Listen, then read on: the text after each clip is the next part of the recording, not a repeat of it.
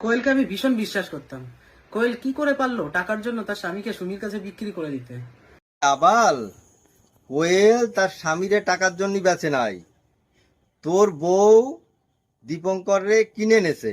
কারণ তোর তে লম্বা, দীপঙ্করের সবকিছু একটু লম্বা লম্বা আছে, তোর তে বড় আছে, তাই তোর বউ এই থার গাড়ি, থার নাকি ওই গাড়ির নাম, ওই গাড়ি কিনে দিয়ে দীপঙ্কর রে নিদির করে নেছে। বুঝতে পারিস?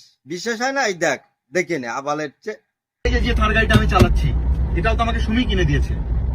হ্যাঁ, আমি আজকে বলেছিলাম কি হয়েছে, যেহেতু এখন সুমি আমার বউ, আমি সুমিকে বিয়ে করে নিয়েছি। শোন, তোকে ওই নাটক বন্ধ দে। ওই নাটক বন্ধ দিয়ে দীপঙ্কর যেমন তোর বউরি নিয়ে চলে গেছে, তুই ওই দীপঙ্করের বউডারে নই আয়। দীপঙ্করের বউডারে আনিয়ে দীপঙ্কর তোর বউরি নিয়ে যেরম যেরম ভিডিও বানায় ছাড়তে চায়, তুই ওরম বানায়, ওরম ভিডিও ভিডিও বানায় ছাড় ফেসবুকে।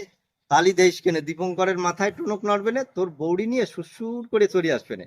আর তোরা যে নাটকটা এখন শুরু করেছিস, তোকে নাটকটা তো স্টার জলসার উপরে চলতেছে, বুঝলি? এই নাটক টাটক বন্ধ দিয়ে তুই ওই দীপঙ্করের বউডারে নই আয়। দীপঙ্করের বউডারে নই আসে, তোর বউর সাথে যা যা করতিস ওই চুমাচাটি কি কি দেখলাম, তুইও ওইগুলো কর।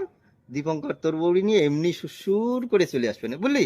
আর এই ফাজলেমি করিস না, সোশ্যাল মিডিয়ার দ্বারে নষ্ট করিস না। একটু তোরাও ভালো হয়ে যা, আর আমাকে একটু ভালোভাবে থাকতে দে, বুঝছিস? রাখ।